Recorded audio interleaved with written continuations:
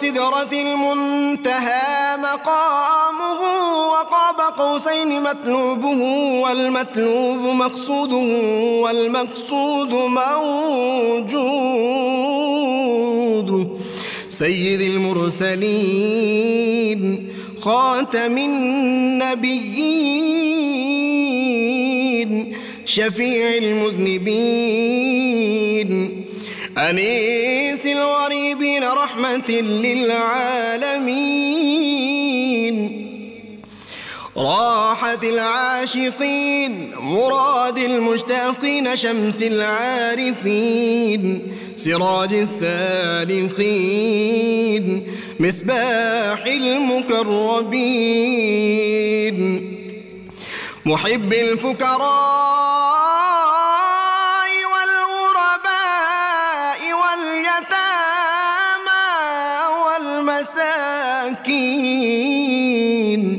سيد الثقلين نبي الحرمين إمام القبلتين وسيلتنا في الدارين صاحب قاب قوسين محبوب رب المشرقين ورب المغربين جد الحسن والحسين مولانا ومولى الثقلين سيدنا أبي القاسم محمد بن عبد الله نور من نور الله يا أيها المشتاقون بنور جماله بلغ العلا بكماله كشف الدجى بجماله حصنت جميع خصاله صلوا عليه وآله وأصحابه وسلموا تسليما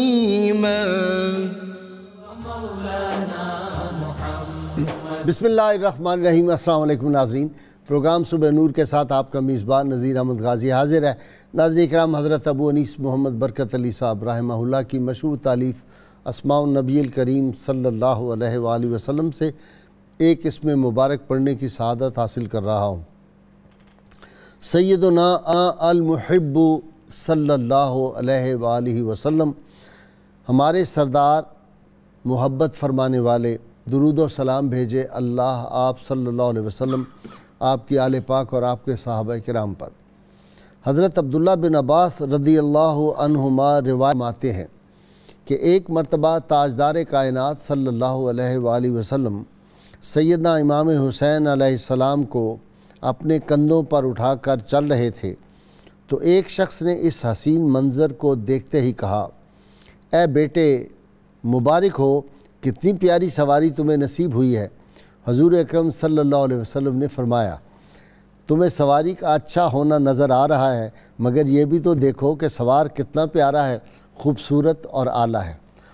ناظرین کرام، اللہ کے محبوب صلی اللہ علیہ وآلہ وسلم نے اپنی حیات ظاہری میں جو جو بشارات اور جو جو پیشگوئیاں فرما دیں وہ حرف بحرف پوری ہوئیں، اور جو اب تک قیامت تک اور قیامت کے بعد تک ہی فرما دی ہیں وہ بھی یقیناً پوری ہوں گی۔ اللہ کے محبوب صلی اللہ علیہ وسلم نے جو بات ارشاد فرما دی، دنیا کے بڑے بڑے لوگوں کی کوئی بات غلط ہو سکتی ہے، اس صادق و امین ہادی اعظم صلی اللہ علیہ وسلم کی کوئی بات، کوئی پیش گوئی فرمائی ہوئی غلط نہیں ہو سکتی، اس کے بارے میں تصور نہیں کیا جا سکتا۔ اگر کوئی اس میں شک میں مبتلا ہو تو وہ ایمان سے خارج، دائرہ اسلام سے خارج ہو جائے گا۔ ناظرین کرام، سید عالمین صلی اللہ علیہ وسلم نے فرمایا تھا کہ اس کو جو آدمی آپ کے پیچھے جا رہا تھا سراقہ کو فرمایا تھا، سراقہ میں تمہارے ہاتھوں میں کسرا کے کنگن دیکھ رہا ہوں۔ ناظرین کرام، پھر تاریخ نے دیکھا، آسمان کی آنکھوں نے دیکھا، کسرا کے کنگن پھر پہنے سراقہ نے۔ سید عالمین صلی اللہ علیہ وسلم نے فرمایا تھا برا بن مالک کو، حضرت انس کے جو بھائی تھے، کہ تم فتح مصر جب ہوگا تو تمہیں بہت مال غنیمت ملے گا، اسی لیے انہوں نے کہا تھا مسیلمہ کذاب کے مقابلے میں، مجھے اٹھا کر قلعے کے اندر پھینک دو۔ جب ساتھیوں نے کہا کہ آپ تو شہید ہو جائیں گے، اکیلے کیسے اندر جائیں گے؟ کہا میں شہید نہیں ہو سکتا۔ اللہ کے محبوب نے فرمایا تھا جب مصر فتح ہوگا تمہیں ملے گا مال غنیمت، ابھی مصر نہیں فتح ہوا اس لیے مجھے کوئی نقصان نہیں پہنچ سکتا۔ صحابہ کا عقیدہ یہی تھا، اور اللہ کے فضل سے آج تک اور قیامت تک رسول اللہ صلی اللہ علیہ وسلم سے جن کی محبت ہے ان کے غلاموں کا عقیدہ وہی ہے، ہمارا وہی عقیدہ ہے۔ آپ صلی اللہ علیہ وسلم نے فرمایا تھا کہ قیامت کی طرف جب لوگ بڑھیں گے، قرب قیامت کی ایک نشانی یہ بھی ہوگی، ننگے پیروں والے پلازوں کے مالک ہو جائیں گے، بڑی بڑی عمارت تعمیر کریں گے۔ ہم نے دیکھا کمینے لوگ بڑے مناصب پہ فائز ہو جائیں گے، ہم نے دیکھا یہ ہو رہا ہے، اپنی آنکھوں سے دیکھ رہے ہیں۔ ناظرین کرام فرمایا تھا عورتیں مردوں کی طرح کا لباس پہنے گی، مرد عورتوں کی شکل اختیار کریں گے، پھر ان پہ لعنت فرمائی تھی۔ ہم دیکھ رہے ہیں اب تو لوگوں نے پیچھے پونیاں باندھی ہوتی ہیں، مرد عورتوں والے صورت اختیار کر رہے ہیں، عورتیں مردوں کے لباس پہن رہی ہیں۔ ناظرین کرام سید عالمین صلی اللہ علیہ وسلم فرمایا تھا ایک عورت صنعا سے چلے گی زیور سے لدی پھدی اور وہ مکہ تک آئے گی، اس کو کوئی خوف نہیں ہوگا۔ یہ ہوا ناظرین کرام، آپ نے فرمایا تھا ایک وقت آئے گا زکوٰۃ دینے والے ہوں گے، لینے والا کوئی نہیں ہوگا۔ عمر بن عبدالعزیز کے دور میں وہ لوگوں نے منظر دیکھا، اور ناظرین کرام جو آپ صلی اللہ علیہ وسلم نے ارشاد فرما دیا تھا بیت المقدس فتح ہوگا اور اس کے بعد ہند فتح ہوگا، غزوہ ہند کی آپ نے پیش گوئی فرمائی۔ اور ناظرین کرام پھر اسی کی وجہ سے صحابہ کرام جو تھے بشمول سیدنا ابو ہریرہ رضی اللہ تعالیٰ دیگر صحابہ وہ آرزو کرتے تھے، یہ ان کی خواہش تھی کہ کاش ہم اس لشکر میں شامل ہوں جو لشکر ہند کو فتح کرے گا۔ اور ایک خاص بات ناظرین کرام آج میں نے آپ کو جو عرض کرنی تھی، حضرت عبداللہ بن مسعود راوی ہیں اس حدیث کے جو میں بیان کرنا لگا ہوں، اور یہ صحیح مسلم میں بھی ہے، مسند ابو یعلا میں ہے، اور مشکات شریف میں اور کتب میں بھی ہوگی، یہ 3 کتابیں میں دیکھ سکا ہوں۔ حضرت عبداللہ بن مسعود رضی اللہ تعالیٰ کہتے ہیں رسول اللہ صلی اللہ علیہ وسلم نے ارشاد فرمایا کہ جو شاہ سوار دجال کے خلاف لڑیں گے میں ان کے نام بھی جانتا ہوں، ان کے باپوں کے نام بھی جانتا ہوں، اور ان کے گھوڑوں کے رنگ بھی جانتا ہوں، سرکار نے فرما دیا۔ اور اس وقت فرمایا وہ شاہ سوار جو دجال کے خلاف لڑ رہے ہوں گے وہ اس وقت زمین کی پشت پر بہترین سوار ہوں گے۔ ناظرین کرام آج ہمارا موضوع بہت دلچسپی کا حامل بھی ہے، امت مسلمہ کو بیدار کرنے کے لیے بھی یہ بڑا اہم موضوع ہے۔ اس میں بیت المقدس کی فتح کے اشارات، اس میں غزوہ ہند، اور آج ہمارا خاص موضوع جو ہے ناظرین کرام یہ غزوہ ہند ہے، اور اس کی طرف سید عالمین صلی اللہ علیہ وسلم نے جو پیش گوئی فرمائی تھی یہی وجہ تھی، خلفائے راشدین کے دور سے ہی شروع ہو گئی تھی مہمیں، اور پھر آپ کو پتہ ہے محمد بن قاسم نے ہند کا ایک علاقہ فتح کیا، اور پھر محمود غزنی رحمۃ اللہ علیہ جو تھے انہوں نے یہ علاقہ فتح کیا، اور سید عالمین صلی اللہ علیہ وسلم کو یہاں سے محبت کی ربانی ہوا کی خوشبو بھی جاتی تھی۔ ناظرین کرام اس پہ بعض جو ہمارے مورخین اور محدثین نے لکھا ہے کہ سیدنا آدم علیہ السلام چونکہ یہاں ہی اس بر صغیر میں ہی آپ جب جنت سے بھیجے گئے تھے، آپ یہاں آئے تو اس وقت نور محمدی صلی اللہ علیہ وسلم آپ کی پیشانی مبارک میں چمک رہا تھا، تو لہٰذا حضور کا پہلا ظہور جو ہے دنیا میں وہ کہتے ہیں وہ بھی اسی علاقے میں تھا، اس لیے آپ کو خوشبو آتی تھی۔ اور پھر یہاں کا وہ جو مالابار کا بادشاہ تھا چکرورتی، اس نے یہ جو شق القمر کا واقعہ دیکھا اور پھر وہ مسلمان ہوا، اور ڈاکٹر حمید اللہ رحمۃ اللہ علیہ نے یہ لکھا کہ یہاں سے ایک بادشاہ نے وہ تحفہ بھی بھیجا تھا جس میں یہ ادرک کا جو تھا وہ مربع تھا، وہ بھی سید عالمین صلی اللہ علیہ وسلم کی بارگاہ میں یہیں سے ایک بادشاہ نے بھیجا تھا۔ آج ہمارا موضوع غزوہ ہند، اس سلسلے میں میرے ساتھ جو شریک گفتگو ہیں 2 شخصیات، میری پہلی مراد ہمارے ملک کے معروف عالم دین جناب مفتی محمد سعید رضوی صاحب ہیں، اور ان کے ساتھ نوجوان اسکالر پاکستان کی روحانی اساس کے مصنف پروفیسر محمد یوسف عرفان، آپ دونوں کا بہت بہت شکریہ۔ جی مفتی صاحب، میں نے احادیث جان بوجھ کے بیان نہیں کی، اشارہ کیا، آپ سے سننا چاہتا ہوں۔ بسم اللہ الرحمن الرحیم۔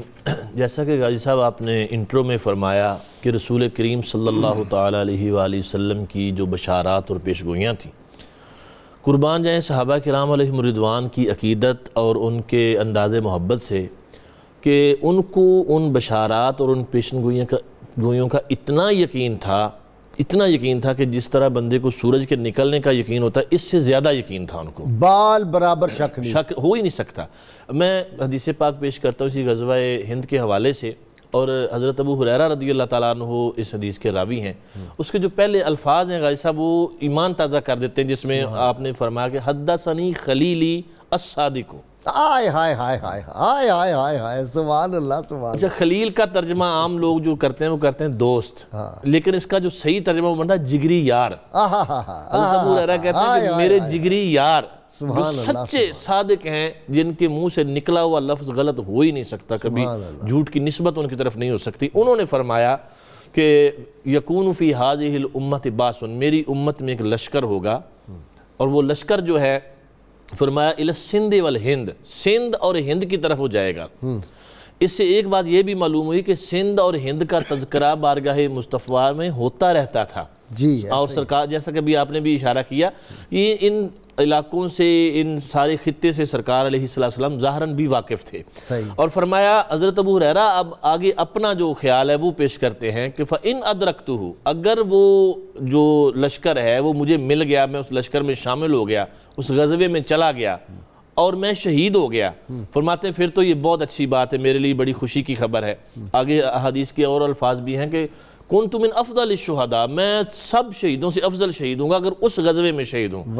اور فرمایا فَإِنْ أَرْجِ، اگر میں لوٹ آیا واپس، یعنی غازی بن کے آیا، فَأَنَا أَبُو هُرَيْرَةَ الْمُحَرَّرُ، پھر میں آزاد ابو ہریرہ ہوں گا، کیونکہ حضور نے فرمایا تھا جو اس غزوے میں جائے گا وہ جہنم سے آزاد کر دیا جائے گا۔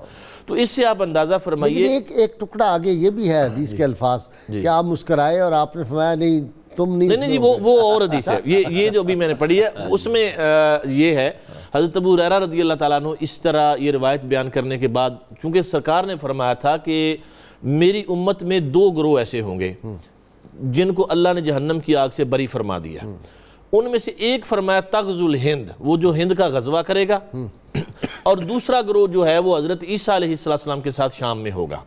اچھا، دو کا ذکر کیا، حضرت ابو ہریرہ رضی اللہ تعالیٰ عنہ فرماتے ہیں کہ حضور میری یہ خواہش ہے کہ میں اس ہند والے غزوے میں جاؤں، اور وہاں سے پھر وہ جو گروہ جب حضرت عیسیٰ علیہ السلام کے پاس پہنچے گا تو تب میں ان کے پاس جاؤں اور جا کر یہ بتاؤں کہ میں رسول اللہ کا صحابی ہوں۔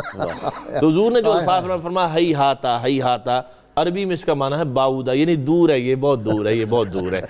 اس سے یہ بھی ہمیں پتہ چلتا ہے کہ رسول اللہ صلی اللہ علیہ وسلم کی نظر مبارک اس وقت کے حالات، غزوہ ہند کے حالات، اور قیامت تک جی پوری کائنات یوں آپ کے سامنے کھلی ہوئی ہے، آپ کے سامنے ہر چیز سرکار علیہ السلام اس کو ملاحظہ فرما رہے تھے۔ جب گھوڑوں کے رنگ بھی آپ پہچانتے ہیں، جی بالکل، اللہ اکبر، باپ دادا کے نام، ان کی ساری ہر چیز بیان فرماتے ہیں۔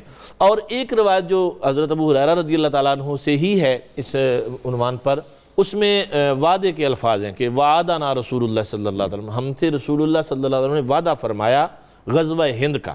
سبحان اللہ۔ حضرت ابو ہریرہ کا جو جذبہ ہے وہ فرماتے ہیں فَإِنْ أَدْرَكْتُهَا أُنْفِقُ فِيهَا نَفْسِي وَمَالِي، اگر وہ مجھے غزوہ مل گیا تو میں اپنی جان بھی اس میں لگا دوں گا اور اپنا مال بھی لگا دوں گا۔ اور ایک روایت کے الفاظ یہ بھی ہیں کہ میں اپنا نیا پرانا سب مال بیچ دوں گا اس غزوے کے لیے۔ واہ، اچھا جی یوسف، آپ کا یہ سبجیکٹ رہا ہے غزوہ، بڑا محبوب سبجیکٹ جی، غزوہ ہند ہوگا۔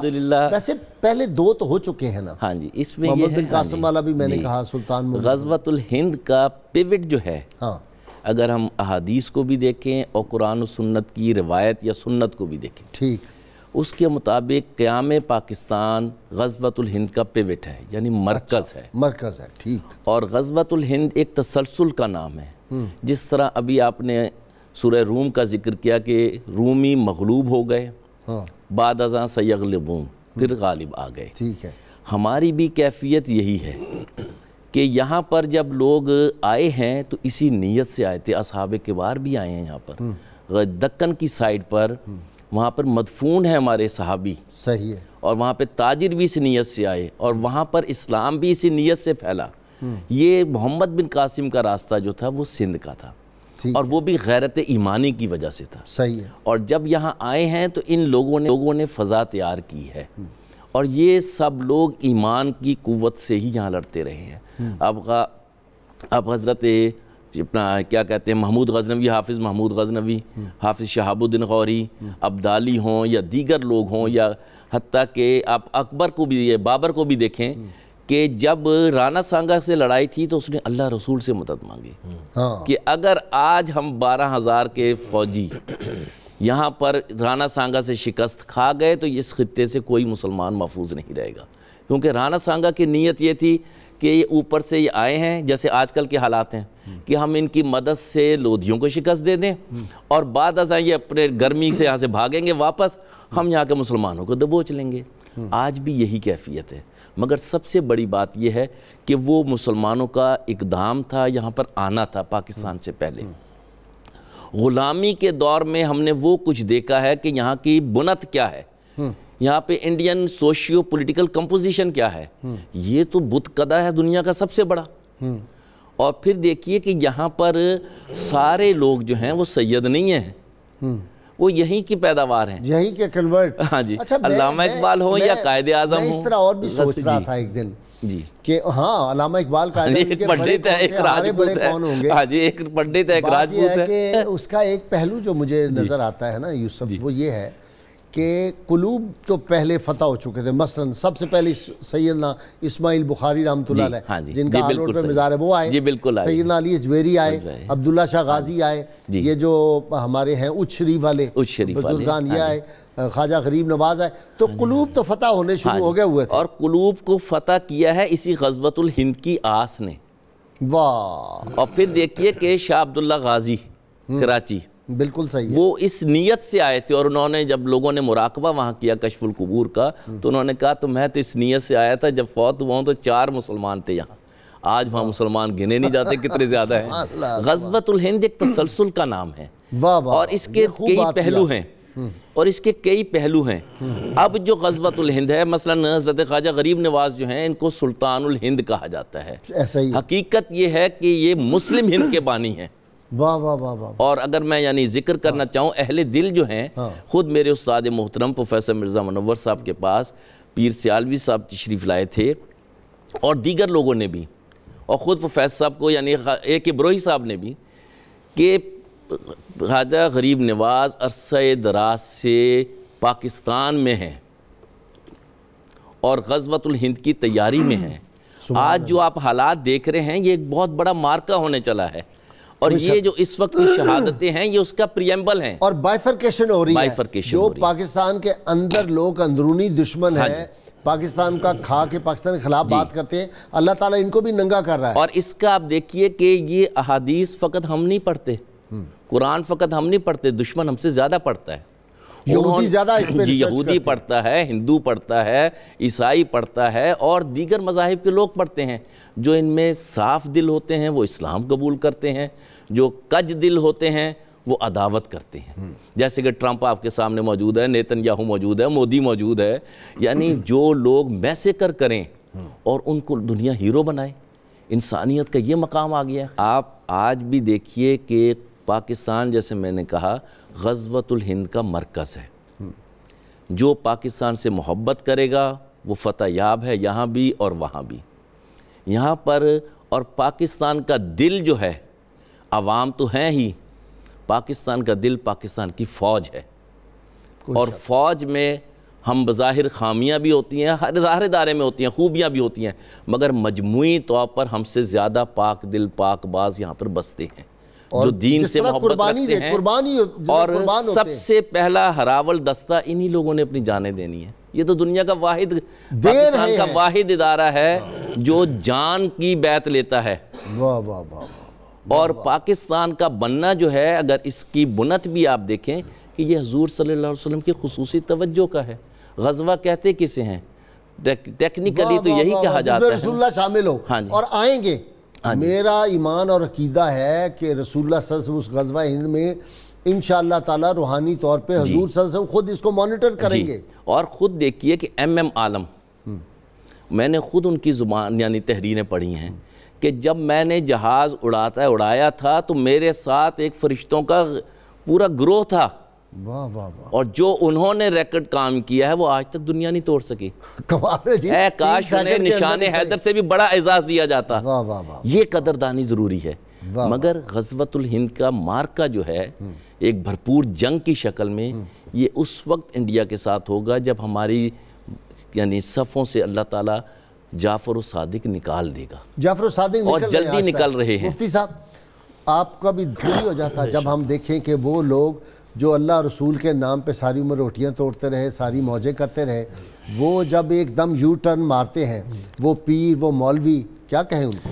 غازی صاحب قبلہ یہ تو بڑی سادہ سی بات ہے، جس شخص کی نبی کریم صلی اللہ تعالیٰ علیہ وآلہ وسلم کے ساتھ محبت میں ذرا برابر غیر مشروط محبت اور لا محدود وفاداری، بال برابر ادھر ادھر ہو جائے تو ختم ہے، شائبہ بھی ہو گیا، اس کا تو کوئی کچھ بچتا ہی نہیں نا۔ یہ تو روایات موجود ہیں کہ ایمان ہی نہیں مل سکتا جب تک حضور کو پوری کائنات پڑھے سے وہ حدیث لا یؤمن احدکم حتی اکون احب الیہ من والدہ و ولدہ والناس اجمعین۔ اجمعین کا لفظ بتا رہا ہے کہ دنیا کی کوئی چیز، کوئی لیڈر کیا اپنی اولاد لیکن وہ لیڈر دیکھنا مفتی صاحب، اگر وہ لے کے دے دے پجیرو اور پیچھے گارڈ اور آگے پیچھے ڈالے لے دے، پھر کچھ ہو سکتا ہے؟ غازی صاحب اس سے میں تو یہ کہتا ہوں، یہ ڈالے اور یہ 4 گن مین دے دیں گے یا کوئی پجیرو دے دیں گے، یہ تو یہاں تک رہے۔ اس آقا کریم صلی اللہ تعالی وسلم کے ساتھ لامحدود وفاداری اور غیر مشروط محبت کیوں نہیں رکھتے، جنہوں نے براق پہ سوار کر کے آپ کو لے کے جانا ہے، جنہوں نے آپ کو پل صراط سے گزارنا ہے، نہیں قبر میں یہیں سے کام شروع ہونا ہے، جس کے کفن پہ لکھا ہوگا کسی اور کا نام، ہاں جی، وہ اسی کے ساتھ جائے گا نا، پھر اسی کے ساتھ، رسول اللہ صلی اللہ علیہ وسلم تو فرمائیں گے پھر او دن علی جا۔ جی ظاہر بات ہے جی، جس کے ساتھ محبت ہوگی، المرء مع من احبا، یہ تو امام بخاری نے فرمایا، جس کے ساتھ اس کی محبت ہوگی وہ اسی کے ساتھ جائے گا۔ اللہ کا شکر ہے کہ ہمارے پاس یہ دنیا کی دولت نہیں ہے، لیکن الحمدللہ ہمارے دل میں سرکار کی محبت ہے، یہ ہمارا سرمایہ سب سے ملا ہے جی، اس در سے وہاں سے ہمیں نہ ملے تو کسی اور طرف دیکھیں، ہمیں تو کبھی انہوں نے مایوس کیا ہی نہیں۔ جی اچھا جی، وہ بات کر رہے تھے آپ نے بھی جو اشارہ کیا نا جی، وہ بڑی ایک خوبصورت بات ہے کہ رسول پاک صلی اللہ تعالیٰ علیہ وآلہ وسلم کی اس غزوے میں جو روحانی طور پر شمولیت ہے اور مانیٹرنگ ہے نا، یہ واقعتاً ایسا ہے، ورنہ صحابہ کو کیا ضرورت تھی کہ اتنا اشتیاق رکھتے اس کے بارے میں؟ حضرت ابو ہریرہ جیسا صحابی وہ کیوں کہہ رہے ہیں کہ میں، اور اس پر ایک جو بڑی دلچسپ بات ہے غازی صاحب، وہ ایک حدیث کے امام گزرے، امام ابو اسحاق فزاری، انہوں نے جب یہ غزوہ ہند کی جو روایات ہیں پڑھی اور امام بہقی نے ان کو جب نقل کیا تو پڑھی، تو انہوں نے کہا کہ کاش میں جو روم کے خلاف جہاد کرتا رہا ہوں یہ سارے، کاش کہ میں اس کی بجائے اس غزوے میں شامل ہو جاؤں جو غزوہ ہند ہوگا۔ اچھا اب ان کا مرتبہ اور مقام یہ حضرت فضیل بن عیاض کی زبانی سنیے، وہ فرماتے ہیں، اولیاء کے بادشاہ، وہ فرماتے ہیں کہ میں نے خواب دیکھا رسول کریم صلی اللہ علیہ وسلم کا دربار گوہربار لگا ہوا ہے، حضور اپنی مسند پر رونق افروز ہے، آپ کی دائیں طرف ایک نشست خالی ہے۔ حضرت فضیل بن عیاض کہتے ہیں میں نے کہا موقع غنیمت ہے، اب بالکل حضور کے قریب جا کے بیٹھتا ہوں۔ کہتے ہیں جب میں قریب پہنچا تو رسول پاک صلی اللہ علیہ وسلم نے فرمایا کہ یہ سیٹ ریزرو ہے، یہ ابو اسحاق فزاری کی سیٹ ہے۔ تو وہ ابو اسحاق فزاری یہ کہہ رہے ہیں کہ میں اگر کاش کہ مجھے موقع ملتا کہ یہ روم والے جو غزوے تھے اس کی بجائے میں غزوہ ہند میں شرکت کرتا، غزوہ ہند میں۔ یوسف ہم نے بھی چلنا ہے انشاءاللہ، انشاءاللہ ہم شامل ہیں۔ ہم کہہ رہے ہیں یا رسول اللہ صلی اللہ علیہ وسلم، ہم اے مکین گنبد خضرا، اے حسنین کریمین کے نانا صلی اللہ علیہ وآلہ وسلم، غزوہ ہند ہوگا، اگر ہم ہوئے اس وقت تو ہم جا کے لڑیں گے اس میں، اور اگر نہ ہوئے تو ہماری روحیں انشاءاللہ تعالی وہاں پہ لڑیں گی۔ ناظرین کرام، مجھے وقفہ لینا ہے، آپ نے ہمارے ساتھ رہنا ہے۔ ابھی بڑی خوبصورت باتیں، سرکار مدینہ صلی اللہ علیہ وسلم کی ساری باتیں خوبصورت ہوتی ہیں، لیکن آج غزوہ ہند کے حوالے سے بہت معلومات افزا باتیں ہو رہی ہیں، آپ نے ہمارے ساتھ رہنا ہے۔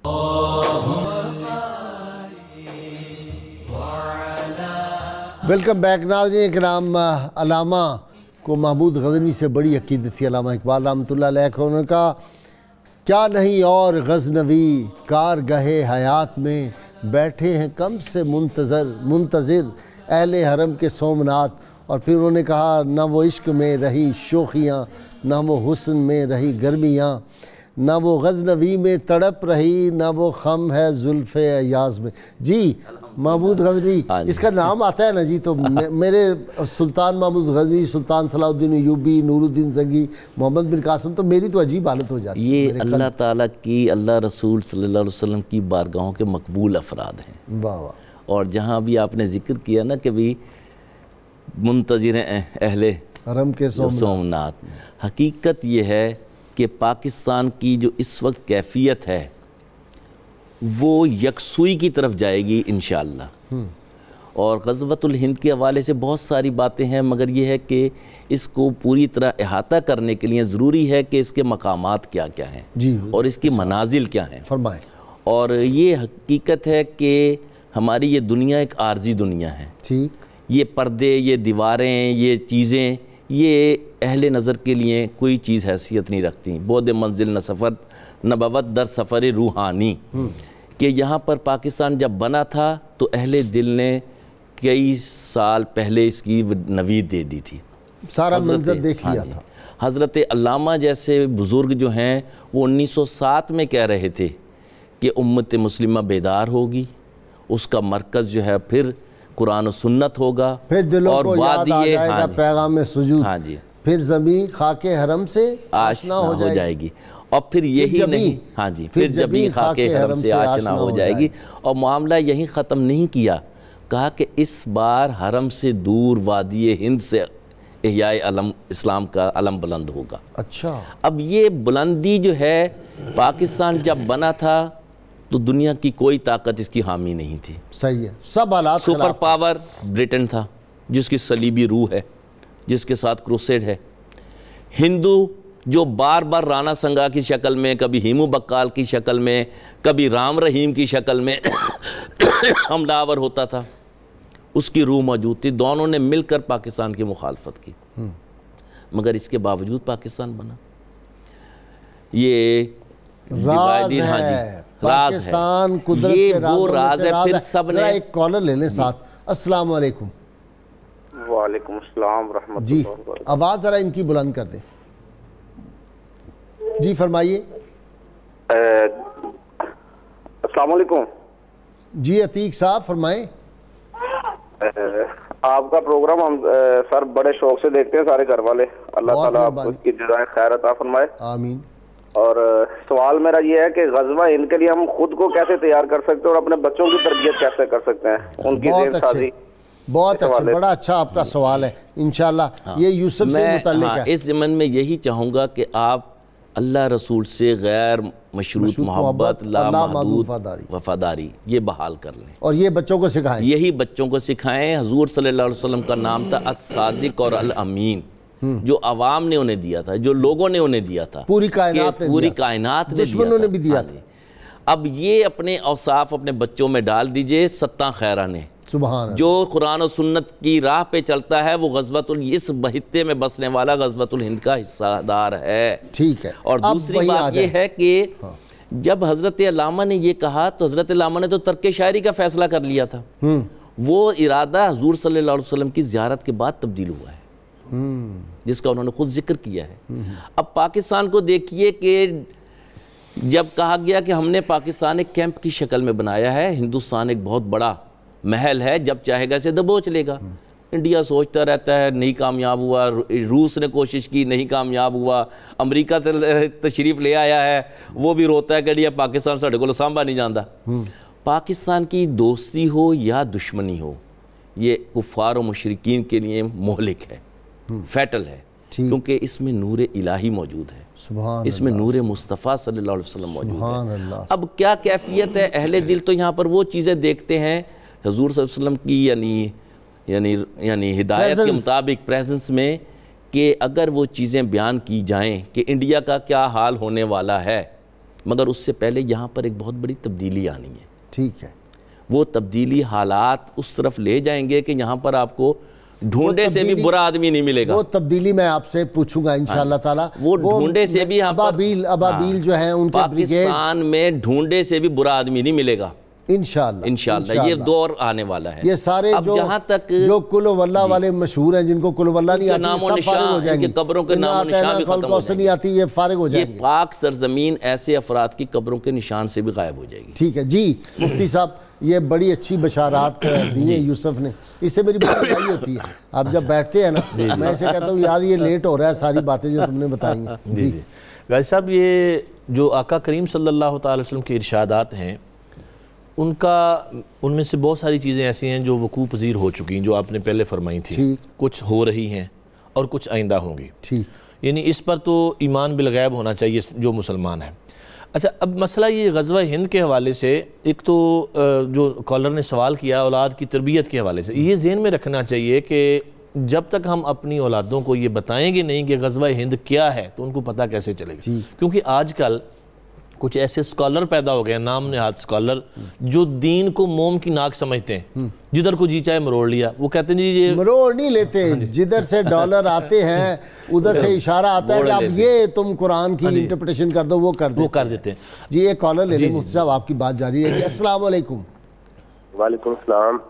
جی عبداللطیف مغل بات کر رہا ہوں فیصل آباد سے. جی بھائی فرمائیے. اچھا، پہلے تو بھائی صاحب آج پروگرام کی سب سے زیادہ خوشی اس بات کی ہے کہ آج پروگرام میں اللہ کی ذات کے ساتھ منسلک کر کے ہمارا ذکر ہو رہا ہے کہ ہم ہند کے رہنے والے ہیں. ہاں ہم ہند کے رہنے والے ہیں تو ہمارا ذکر اللہ کے نبی کے ذات کے ساتھ جڑ کے ہو رہا ہے. سبحان اللہ سبحان اللہ. یہاں سے محبت کی خوشبوئیں جاتی تھی رسول اللہ صلی اللہ علیہ وسلم کو. یہ تو کی ہوائیں محبت جاتی سرکار کی محبت تھی ہمارے ساتھ، ہم جیسے نکموں کے ساتھ، کہ سرکار نے محبت فرمائی اور ہمارا ذکر کیا کہ غزوہ ہند ہوگا. جی سوال کے لوگوں کو یہ شرف بخش دیا.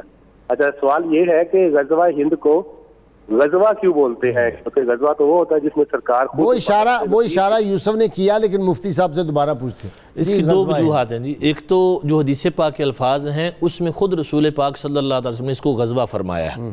غزا یغزو عربی میں لفظی غزوہ ہے. دوسری وہی بات ہے کہ اس میں آقا کریم صلی اللہ علیہ وسلم کی تشریف آوری ہوگی، اس وجہ سے اس کو غزوہ کہا جاتا ہے. ہم بات یہ کر رہے تھے کہ اپنی اولادوں کو کیسے ہم نے اپنی اولادوں کو حدیث پاک ہے کہ میری محبت سکھاؤ. جی ادبوا اولادکم بثلاث خصال، 3 چیزوں کا سرکار نے بطور خاص ذکر فرمایا. حب نبیکم و اہل بیتہ و تلاوت القرآن. میری محبت، میری آل کی محبت اور قرآن کی تلاوت. یہ 3 چیزیں ایسی ہیں غازی صاحب، اس میں سب کچھ آ جاتا ہے. اخلاق، کردار، جو آپ ان کا بہتر کرنا چاہتے ہیں. آپ کو کسی آئیڈیلزم کی ضرورت نہیں ہے، یہ سب سے بڑے آئیڈیل ہیں. اللہ اور اس کے رسول کی محبت جب آ گئی، قرآن ایک پورا ضابطہ حیات، اس میں سارا کچھ آ جائے گا. تو اس کے لیے ضرورت اس امر کی ہے کہ آپ اپنی اولادوں کو یہ بتائیں کہ جہاد کا حکم وقتی نہیں ہے. دنیا کی جو زندگی ہے یا کر و فر ہے، یا جس کے زور پہ لوگ سمجھتے ہیں کہ یہ کبھی ختم ہونے والا نہیں. ان سے بڑے بڑے فرعون آئے، وہ چلے گئے. یہ 4 دن کی بادشاہت اور وزارت ہے، اور یہ سمجھنے کہ اس کے بل بوتے پر ہم پتہ نہیں کیا 4 دن کی چاندنی پھر اندھیری رات ہے. ان مولویوں کا کیا بنے گا جو پہلے فتوے بڑے بڑے لگاتے تھے، پھر جب میز کے نیچے سے ہاتھ ملایا تو بالکل ان کا انداز ہی بدل گیا؟ وہ تو سیدھی صاف بات ہے نا جی، وہ جس کے ساتھ محبت ہوگی اسی کے ساتھ جائیں گے. تو رسول پاک صلی اللہ علیہ وسلم نے فیصلہ کر لینا نا بھی میرے ادھر آ جائیں. جن کو اپنی کفن پہ کسی اور کا نام لکھوانا، یا جن کو کوئی اور عزیز ہے ادھر جائیں. یہ جو غازی صاحب لشکر ہے غزوہ ہند کے لیے، ابھی بھائی نے فیصلہ آباد سے جو بات کی، بڑی خوبصورت بات ہے کہ ہم الحمدللہ خوش نصیب ہیں کہ ہم اس لشکر کے لشکری ہوں گے. اگر ہم نہیں ہوں گے تو ہماری اولادیں ہوں گی انشاءاللہ. اچھا، وہ لشکر چلے گا بیت المقدس. میری تو روح اس میں شامل ہوگی انشاءاللہ تعالی. ہر مسلمان ایمان والے کی روح انشاءاللہ شامل ہوگی. وہ لشکر آئے گا بیت المقدس سے. یہ رسول پاک صلی اللہ علیہ وسلم نے فرمایا کہ وہاں سے ایک مسلمان حاکم لشکر بھیجے گا، پہلے فتح ہو جائے گا بیت المقدس. یہی میں عرض کرنے لگا کہ یہ بشارت ہے اس میں مسلمانوں کے لیے کہ ابھی جو اس وقت صورتحال سے پریشان نہ ہوں.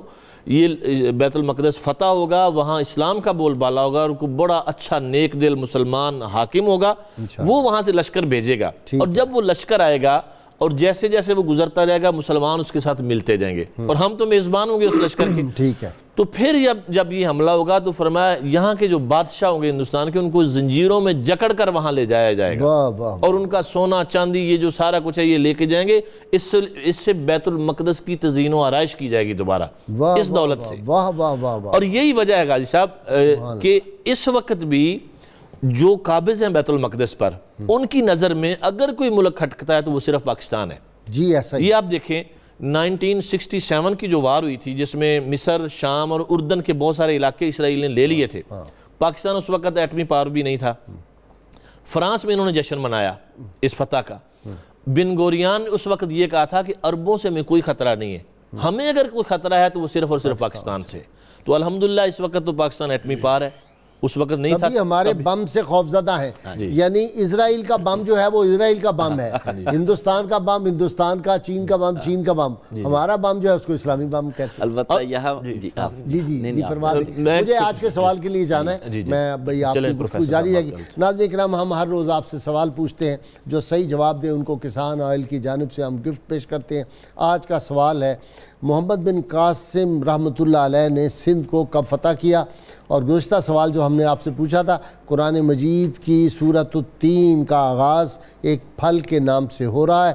درست جواب دیا جنہوں نے سب سے پہلے، خوش نصیب حضرات کے نام محمد آصف گوجرا، سید محمود الحسن فیصل آباد، محسن علی فتح جنگ، محمد شاہد وہاڑی، محمد عارف ڈیرہ غازی خان، وسیع احمد کراچی، احسان اللہ سرگودا، محمد احسان ایبٹ آباد، رضوان الہی پشاور، امان اللہ اسلام آباد، محمد منیر ساہیوال، مسز طارق، لالا موسیٰ، آپ سب کو انشاءاللہ آپ کے گفٹ جو ہے وہ ہم پیش کر دیں گے۔ جی یوسف آ جائیں اس پہ۔ ہاں جی، کیا چیز؟ اب ذرا تیزی سے بات کرنی ہے ہم نے، کیا ٹرن لے گا یہ معاملہ؟ بیت المقدس فتح ہوگا، سیدنا عیسیٰ علیہ السلام وہاں آئیں گے، امام مہدی آئیں گے؟ حقیقت یہ ہے کہ بیت المقدس اسلام کی میراث ہے، یہ واپس آئے گی، اور اسرائیل کا اینمی نمبر 1 پاکستان ہے، اور پاکستان کے معاملے میں یہ ہے کہ غزوۃ الہند کی بنیاد یہ ہے، یہ خطہ ہے، اور یہ خطہ سارا ٹرموائل سے گزر رہا ہے۔ ٹرموائل کا مطلب ہوتا ہے پرجنگ، تطہیر، کہ یہاں پر خیر و شر کی قوتیں آپس میں بٹ کر ایک خیر کی شکل میں آ جائیں گی، یہاں پر دشمنوں کی سازشیں ناکام ہوں گی۔ دوسرا یہ ہے کہ اگر آپ کو یاد ہو کہ ہمارے استاد محترم اکثر کہا کرتے تھے کہ پاکستان کے مسلمانوں کا ایمان اس وقت مکمل ہوتا ہے جب پاکستان پر ایمان بھی لائیں، واہ واہ واہ واہ واہ، ورنہ پاکستانی تو موجود ہیں، پاکستان پر ایمان نہیں ہے۔ محمد بن قاسم رحمۃ اللہ علیہ کے بھی ذہن میں تو یہی حدیث پاک ان کے بھی علم میں تھی، اور انہوں نے سلطان محمود غزنوی تبھی جاتا ہے ابوالحسن خرقانی رحمۃ اللہ کا جبہ لے کے، اس جبے کی برکات کوئی ختم نہیں ہو گئی، نہ وہ جاری ہیں، اور یہاں میں جو آئندہ کا منظر اہل دل غزوۃ الہند کے منظر میں دیکھ رہے ہیں وہ بہت دلچسپ ہے۔ میں اپنے استاد محترم کے ساتھ ایک کلیئر وائنٹ یعنی اللہ والے کے پاس بیٹھا تھا، مجھے پتہ ہے، اور وہاں باتیں کرتے ہوئے چل پڑا کہ استاد محترم نے کہا کہ جی آپ ذاتی زندگی میں تو بہت سے مناظر دیکھتے رہتے ہیں کہ قومی زندگی کا بھی، ملی زندگی کا بھی، تو انہوں نے فرمایا کہ بھئی پاکستان کی قدر کرو، پاکستان پھیلے گا، اور اس فوج کی قدر کرو، یہ فوج پھیلانے میں بنیادی کردار ادا کرے گی، اور پھر ساتھ کہا کہ ہندوستان جو ہے یہ شکست و ریخت کا شکار ہوگا، جس طرح روس ہوا ہے، جس طرح برطانیہ ہوا ہے، جس طرح اب امریکہ ہوگا۔ تو جو پاکستان کو گالی دیتے ہیں پھر یہ لوگ، فوج پاکستانی فوج کو گالی دیتے ہیں، ان کے بارے میں کیا خیال ہے؟ ان سازشوں کا نظریہ ہے جس نے آئیسس بنائی ہے، جس نے القاعدہ بنائی ہے، جس نے سو کالڈ طالبان بنائے ہیں۔ اگر ہم تاریخ دیکھیں، بہاولپور سازش سے پہلے کوئی طالبان کا نام نہیں تھا۔ امریکہ جھوٹ بولتا ہے کہ ہم نے ان لوگوں کو تیار کرایا تھا، اس وقت تو یہ روس کے خوف سے کانپ رہے تھے، امریکی بھی، صحیح ہے، پوری دنیا کانپ رہی تھی۔ اگر آج جنرل حمید گل صاحب زندہ ہوتے تو اصل تو گفتگو وہ کرتے، اور انہوں نے بار بار یہ بات کہی ہے کہ تقریباً 2.25 سال امریکہ ہم سے دور بھاگا رہا ہے اس من میں کہ روس اتنی بڑی طاقت ہے کہ کہیں ورلڈ وار ہوگی اور ساری دنیا برباد ہو جائے۔ یہ وہی شخص تھا جس کی قدر کرنا چاہیے، اہل دل اس کی کبھی بے قدری نہیں کرتے، جس نے فیصلہ کیا تھا کہ ہم لڑیں گے۔ اور یہاں پر یہ موجود ہیں، یا کیا کہتے ہیں، وہ سینیٹر طارق چودھری صاحب کا مضمون ہے کہ وہ 27 دسمبر 1979 کو روس آیا تھا، ان کی 2 دن بعد صدر مملکت سے ملاقات ہوئی تھی، اور انہوں نے کہا تھا کہ ہمیں اللہ نے موقع دیا ہے اس غزوۃ الہند میں حصہ لینے کا۔ اس کی 2 وجوہات ہیں، پاکستان کے تمام اولیاء وہیں سے آئے ہیں، پاکستان کے تمام جرنیل وہیں سے آئے ہیں، جس وقت ہندوستان میں مسلمانوں کو مدد کی ضرورت پڑی ہے وہیں سے آئے ہیں۔ آج ہمیں وہ موقع لوٹانے کا اللہ نے موقع دیا ہے، وہ انعام ہم نے وہ عطا کیا۔ دوسرا یہ ہے کہ انڈیا کا جو ہے معاملہ، یہاں پر ہم سازشوں کے ہاتھوں اتنے تنگ آ جائیں گے کہ ہم 2 ہاتھ کریں گے۔ انڈیا جنگ سے بھاگتا ہے، کئی بار الٹیمیٹم دے کے بھاگ جاتا ہے، اسے پتہ ہے کہ مسلمانوں کے اندر یہ جو جذبہ ہے، اور غزوۃ الہند کی جو آس ہے کہ ہر مسلمان کو یہ فوجی بنا دیتی ہے، اور یہی سبب ہے کہ یہ ان بزرگوں نے کہا کہ یہی پاک فوج غزوۃ الہند کے تسلسل میں لال قلعے پر پاکستان کا جھنڈا لہرائے گی انشاءاللہ۔ اور اس طرح سی بات، اور انٹرنیشنل پریشر کی وجہ سے پہلی دفعہ یہ واپس آ جائے گی، خالی کر دے گی.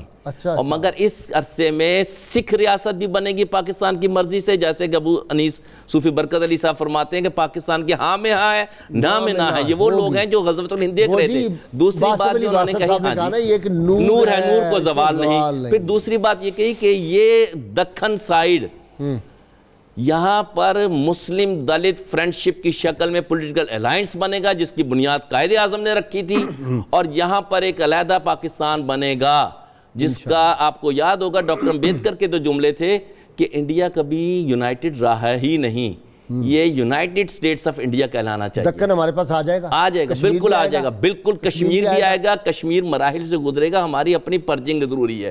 ہمارے اندر کھوٹ جو ہے وہ اللہ نے نکال دینا ہے. میر جعفر اور پھر دوسری بات جو کہی کہ اس کے باوجود یہ ہمارا نارتھ انڈیا کا مسلمان جو ہے اس کو ہندو بڑا تنگ کرے گا, بہت تنگ کرے گا, اور پھر پاک آرمی دوبارہ جا کے مسلم ہند کی بنیاد رکھے گی جو غزوۃ الہند کا اختتام ہے, انجام ہے. اس پہ ایک اور پروگرام انشاءاللہ کسی وقت کرتے ہیں.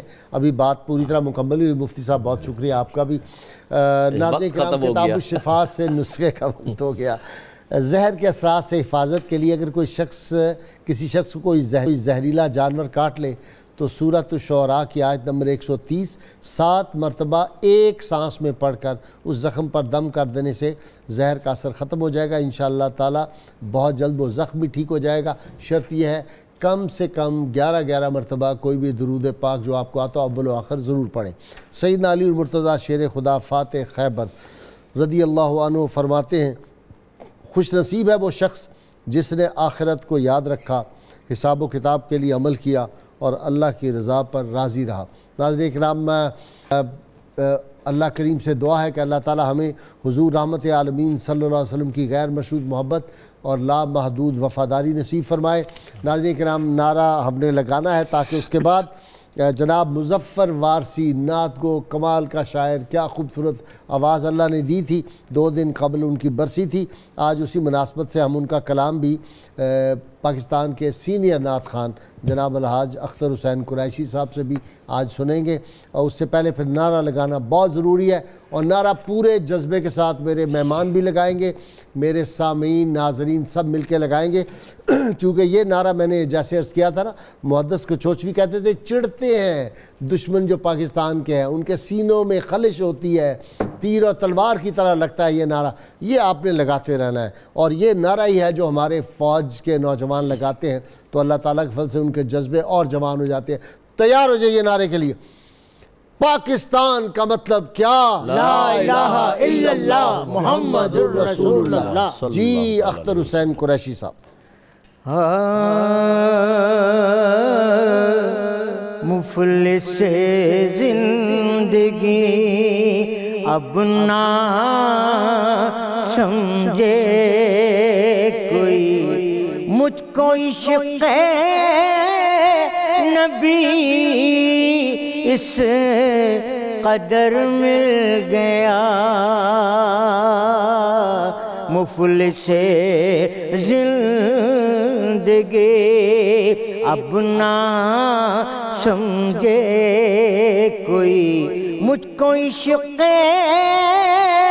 نبی اس قدر مل گیا.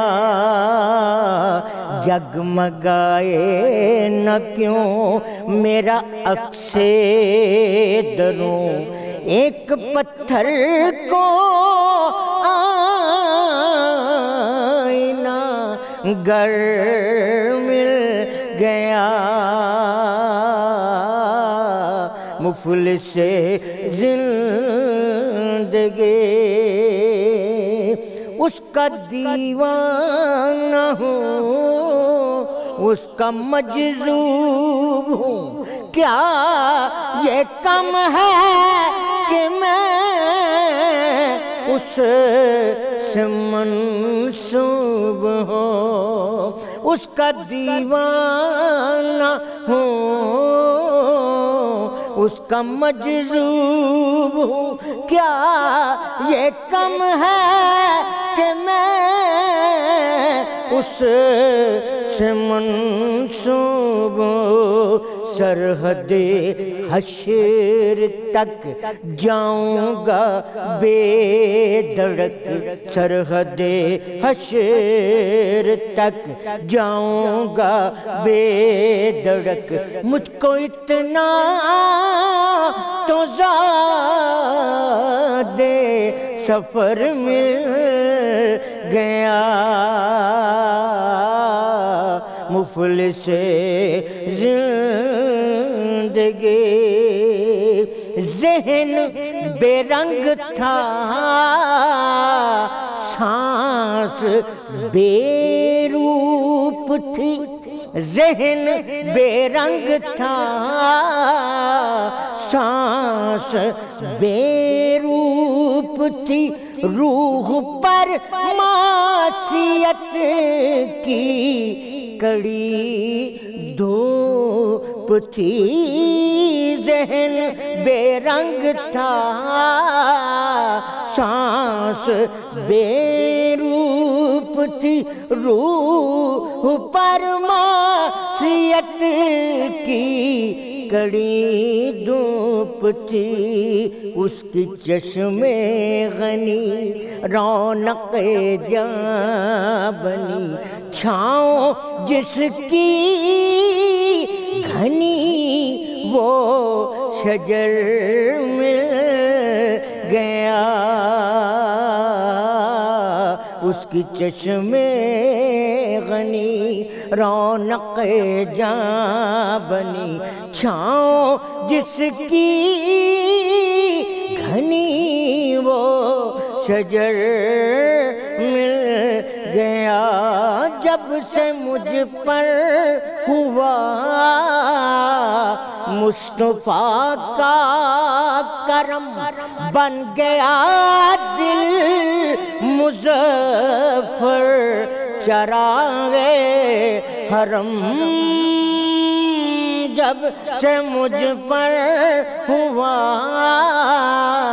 مصطفیٰ کا کرم، بن گیا دل مظفر چراغ حرم، زندگی پھر رہی تھی بھٹکتی ہوئی، میری خانہ بدوشی کو گھر مل گیا،